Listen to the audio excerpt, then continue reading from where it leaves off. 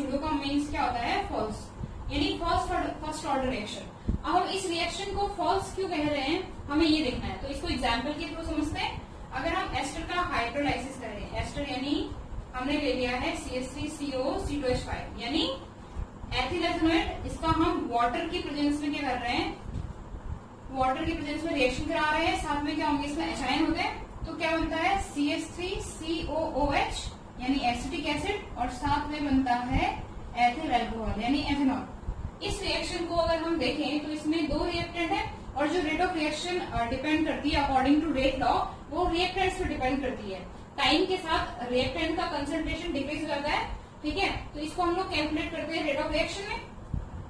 तो यहाँ पे अगर हम इसका रेट लॉ लिखें इस रिएक्शन के लिए, तो क्या आएगा, रेट इक्वल्स टू क्या आएगा, के किस पे डिपेंड करेगा, CH3COO C2H5 पे, और साथ में डिपेंड करना चाहिए किस पे, वाटर पे, यही होना चाहिए। यानी रेट ऑफ रिएक्शन दो रिएक्टेंट पे डिपेंड कर रहा है, दोनों का स्टोइकियोमेट्रिक कोएफिशिएंट 1 1 है, तो ऑर्डर क्या आएगा, 2। ये हुए थ्योरेटिकल।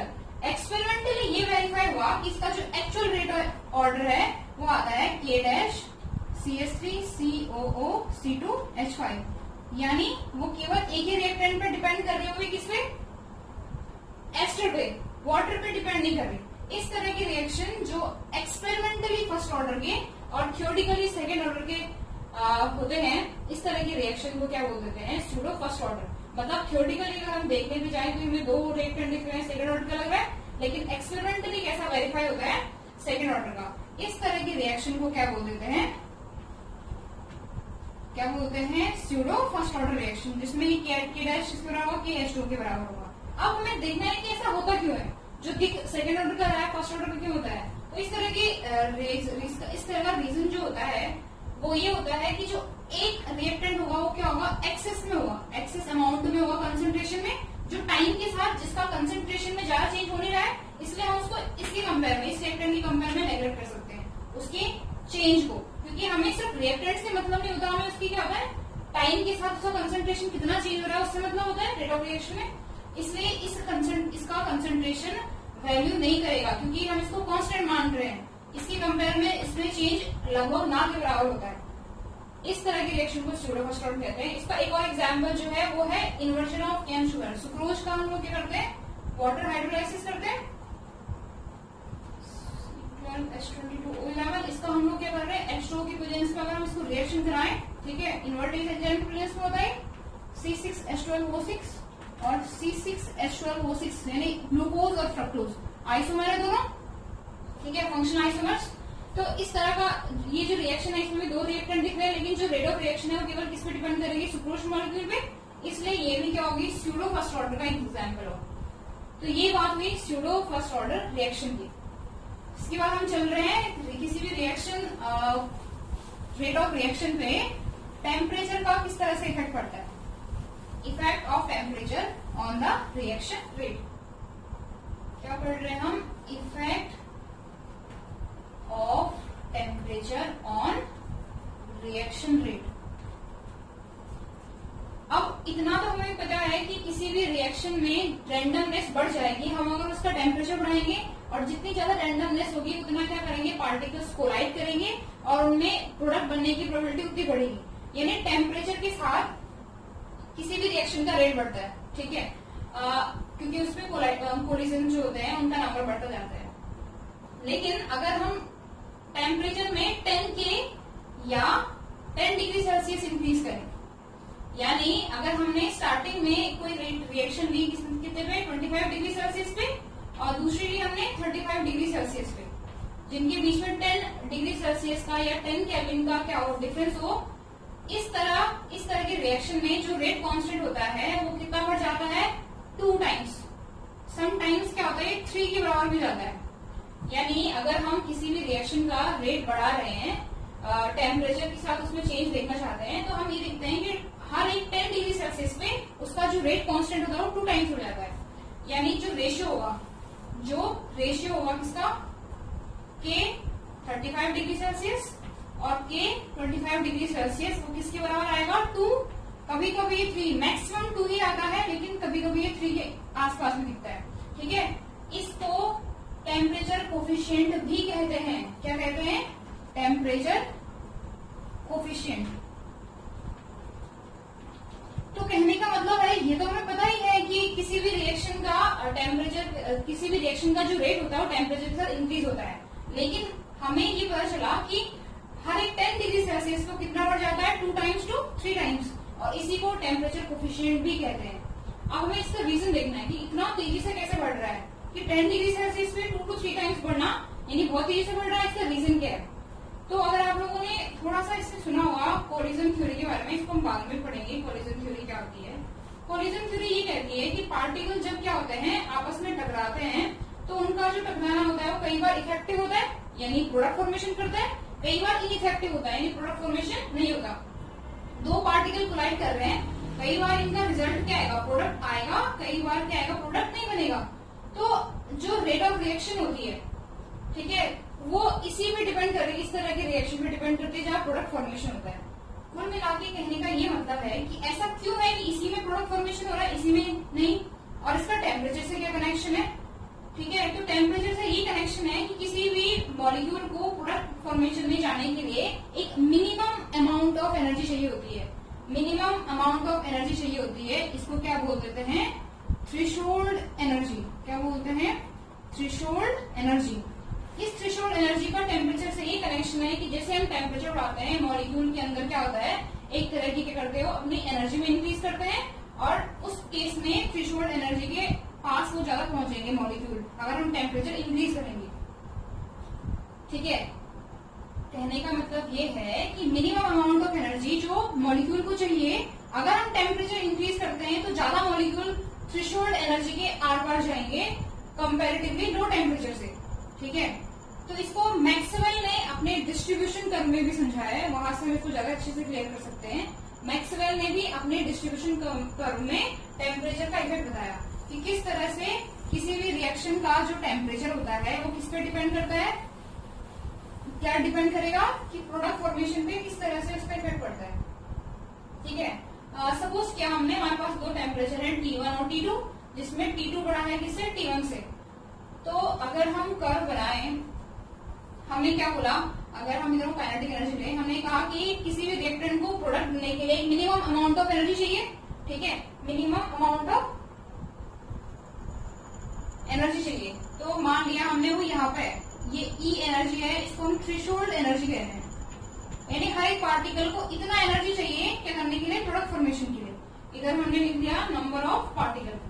ये किसकी बात हो रही है, मैक्सवेल के कर्व की, मैक्सवेल का कर्व, ठीक है। तो हमने T1 टेम्परेचर पे जब ग्राफ बनाया तो ये ग्राफ कुछ इस तरह से बना,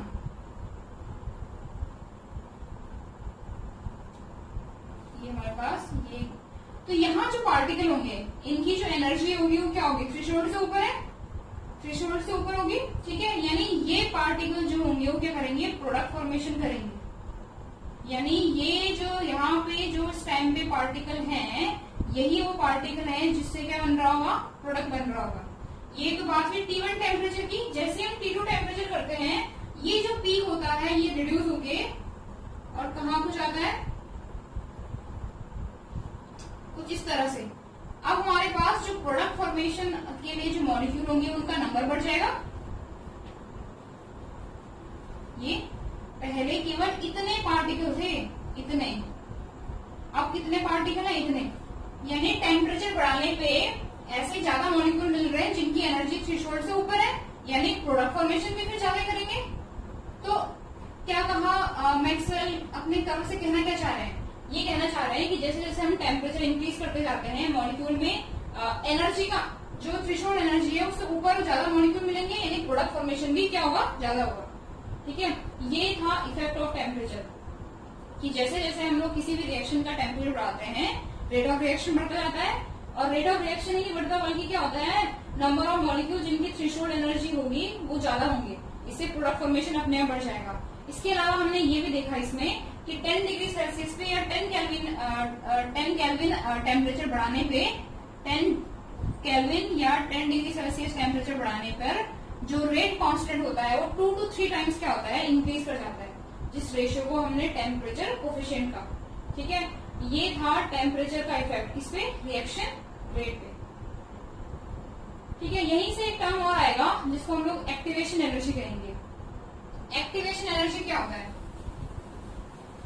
ठीक है, एक्टिवेशन एनर्जी क्या होता है।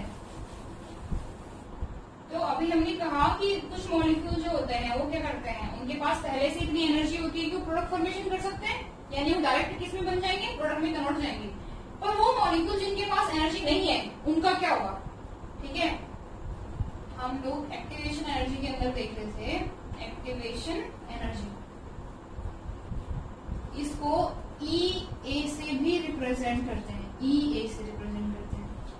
तो क्वेश्चन क्या है, क्वेश्चन ये है कि ऐसे पार्टिकल जिनका कोलिजन इफेक्टिव नहीं है, या हम कह सकते हैं कि जिनके पास प्रॉपर अमाउंट में जो मिनिमम एनर्जी चाहिए वो नहीं है, ठीक है।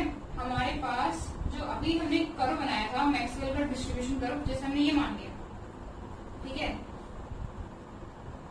ऐसे मॉलिक्यूल जो यहाँ पे है, यहाँ पे है, यहाँ पे, यहाँ पे, यहाँ पे है, उनको कम से कम इनकी एनर्जी यहाँ से यहाँ तक उनको और अमाउंट में एनर्जी चाहिए ताकि वो इस थ्रेशोल्ड एनर्जी को पार कर सके। यहाँ पे थ्रेशोल्ड एनर्जी थी ना, ये मॉलिक्यूल तो पहले से इनके पास एनर्जी पूरी है तो ये तो प्रोडक्ट फॉर्मेशन करेंगे, लेकिन जो जिनके पास एनर्जी कम है थ्रेशोल्ड से, वो क्या करेंगे, ऐसे मॉलिक्यूल को कुछ अमाउंट में एनर्जी चाहिए होगी, एडिशनल एनर्जी, जिससे वो क्या कर सके, थ्रेशोल्ड एनर्जी के बैरियर को पार कर सके। इस अमाउंट को, इस एनर्जी के अमाउंट को जो उनको एक्स्ट्रा चाहिए होती है किस चीज के लिए, कोलिजन इफेक्टिव के लिए या प्रोडक्ट फॉर्मेशन के लिए, ताकि वो थ्रेशोल्ड एनर्जी का बैरियर पार कर सके, इसी को एक्टिवेशन एनर्जी कहते हैं। ये मैक्सवेल डिस्ट्रीब्यूशन कर्व जो हमने अभी देखा वही है। इसमें हम क्या कहते हैं कि एक्टिवेशन एनर्जी होती क्या है, तो एक्टिवेशन एनर्जी वो एक्स्ट्रा अमाउंट ऑफ एनर्जी होती है जो पार्टिकल को चाहिए होती है किस चीज के लिए, अपनी एनर्जी को थ्रेशोल्ड एनर्जी के बराबर करने के लिए, ताकि वो इस बैरियर को पार कर सके, ठीक है। इसका एक और ग्राफ है, उस ग्राफ को देखिए, वहां से चीज क्लियर हो जाएगी।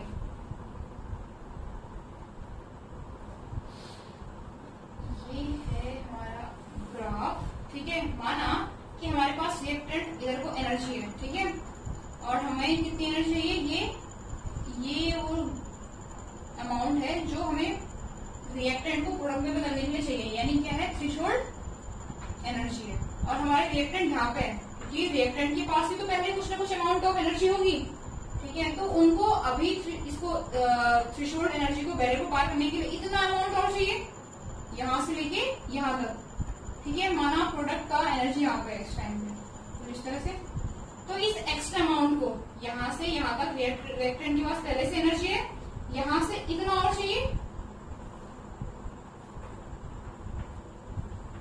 तो रिएक्टेंट को जितना एक्स्ट्रा अमाउंट ऑफ एनर्जी चाहिए होता है अपनी एनर्जी को किसके बराबर करने के लिए, इस एक्टिवेटेड कॉम्प्लेक्स जो यहाँ बनता है, ये एक्टिवेटेड कॉम्प्लेक्स में बाहर देखते हैं, ये एक्स्ट्रा अमाउंट ऑफ एनर्जी जो उनको थ्रेशोल्ड एनर्जी के बराबर अपनी एनर्जी करने के लिए चाहिए, वो क्या कहलाएगा, एक्टिवेशन एनर्जी कहलाएगा। यानी जो एक्टिवेशन एनर्जी यानी ये होता है, वो क्या होता है, threshold energy minus energy of energy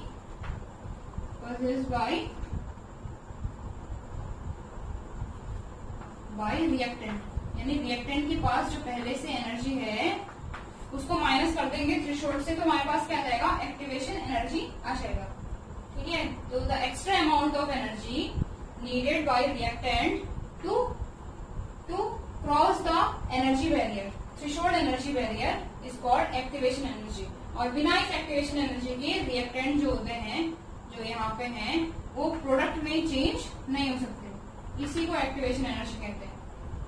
clear बात, ये एक्टिवेशन एनर्जी हो गया। अब हम लोग जो देखने वाले हैं नेक्स्ट, वो क्या होगा, वो ग्राफ होगा। यहां से हम लोग डेफिनेशन लिख सकते हैं इसकी एक्टिवेशन एनर्जी की, the amount of energy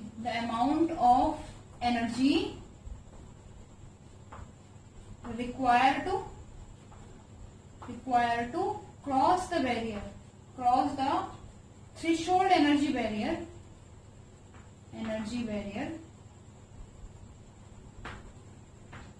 by reactant molecule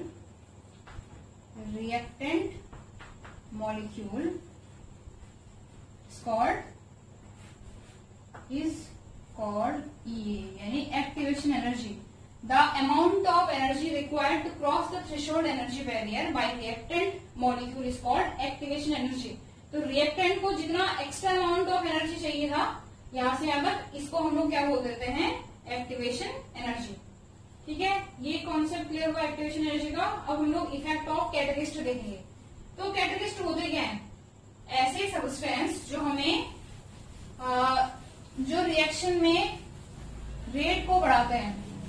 ठीक है, जो किसी भी रिएक्शन में डालने पे उसकी रेट को इंक्रीज करते हैं, लेकिन उस रिएक्शन से उनके अमाउंट पे यानी कैटलिस्ट के अमाउंट पे कोई फर्क नहीं पड़ता, ना ही उनकी कंपोजिशन पे फर्क पड़ता है.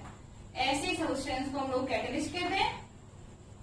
और अब हम ये देखेंगे कि कैटलिस्ट का रिएक्शन का रेट इंक्रीज कराना कैसा होता है. ठीक है, किस तरह से वो रेट ऑफ रिएक्शन इंक्रीज करते हैं बिना उसमें अपना कंपोजिशन छोड़े. ठीक है, बिना उसमें कंपोजिशन चेंज करे अपना. यानी स्टार्टिंग में जैसे कैटलिस्ट होते हैं, रिएक्शन के बाद में भी वैसे मिलते हैं. पर ये होता कैसे है, तो जो एक जनरल रिएक्शन होती है वो ऐसी होती है कि रिएक्टेंट की एनर्जी होती है, उसको एक मिनिमम एनर्जी चाहिए होती है जिसको हम लोग क्या कहते हैं, थ्रेशोल्ड एनर्जी. और इस एनर्जी बैरियर को पार करके रिएक्टेंट जो होता है वो किसमें चेंज होते हैं, प्रोडक्ट में. यही होती है. ठीक है, यहाँ पे क्या होते हैं, रिएक्टेंट. और इसको हम लोग थ्रेशोल्ड एनर्जी कहते हैं. और जो एक्स्ट्रा अमाउंट ऑफ एनर्जी होती है इसको क्या बोल देते हैं, एक्टिवेशन एनर्जी. या इधर को है हमारा एनर्जी और ये है रिएक्शन कोऑर्डिनेट.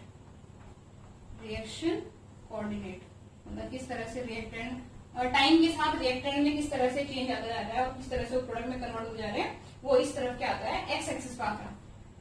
इसमें अगर हम देखें तो इतना अमाउंट ऑफ एनर्जी में और चाहिए. ठीक है, यानी रिएक्टेंट को प्रोडक्ट में जाने के लिए इतना बैरियर को और पार करना है. जैसे कैटलिस्ट आता है वो क्या करता है, इस ग्राफ को चेंज करता है.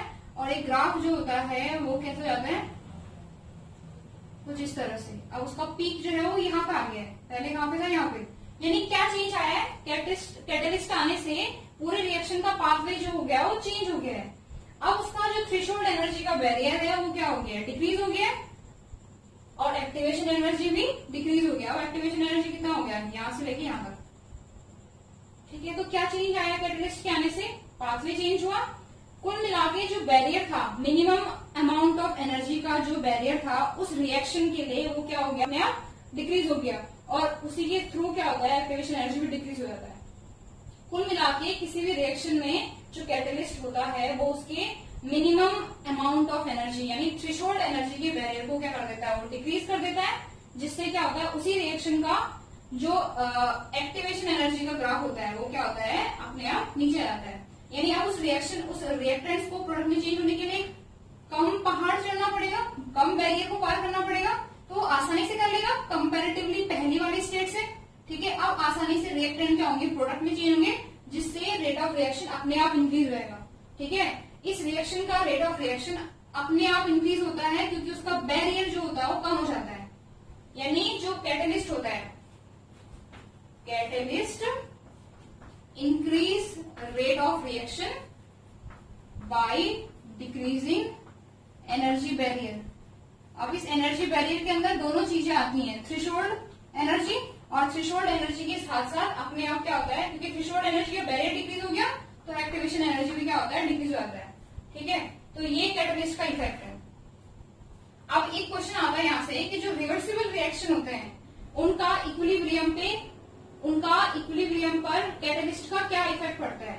तो इक्विलिब्रियम क्या होता है, एक मिडिल कंडीशन होती है. रिएक्टेंट और प्रोडक्ट के बीच में एक मिडिल में कंडीशन होती है जब क्या होता है, रेट ऑफ रिएक्शन जो होता है वो फॉरवर्ड और बैकवर्ड का इक्वल होता है. हर जगह पे इक्विलिब्रियम नहीं मिलता. ठीक है, वो क्या होता है, इक्वल होता है. तो उस कंडीशन पर कैटलिस्ट का क्या इफेक्ट पड़ता है, क्या उसकी पोजीशन चेंज हो जाती है कि पहले इक्विलिब्रियम यहाँ पे था, यहाँ हो जाएगा, यहाँ हो जाएगा. तो ऐसा कुछ नहीं होता है. अगर हम लोग कैटलिस्ट ऐड करते हैं तो कैटलिस्ट का काम क्या होता है, रेट बढ़ाना होता है, यानी स्पीड बढ़ाना होता है. उसका इक्विलिब्रियम पोजीशन पे कोई इफेक्ट नहीं पड़ता. वो बस क्या करेगा, जो टाइमिंग होगी रिएक्टेंट का इक्विलिब्रियम पे पहुंचने की वो इंक्रीज कर देगा. वैसे इक्विलिब्रियम से प्रोडक्ट पे पहुंचने का क्या करेगा, टाइमिंग इंक्रीज कर देगा. पर उसका इक्विलिब्रियम पोजीशन पे कोई इफेक्ट नहीं पड़ेगा. No effect on equilibrium.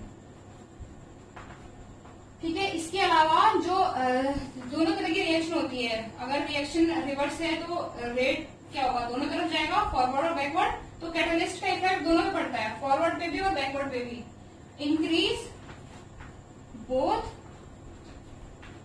Forward and backward reaction, ठीक है। ये बात हुई रिवर्सिबल रिएक्शन पे इसका इफेक्ट। तो ठीक है, हम लोगों ने एक्टिवेशन एनर्जी ग्राफ देखा। इसको यहाँ पे जो होता है इंटरमीडिएट कंडीशन होता है, इसको एक्टिवेटेड कॉम्प्लेक्स बोलते हैं, एक्टिवेटेड कॉम्प्लेक्स यानी मिडिल कंडीशन, जहां पे क्या होता है रिएक्टेंट किसमें चेंज हो रहे हैं, प्रोडक्ट में चेंज हो रहे होते हैं। ठीक है, तो हम लोग आज इतने करते हैं, बाकी आगे किसी क्वेश्चन से नेक्स्ट क्लास में स्टार्ट करेंगे।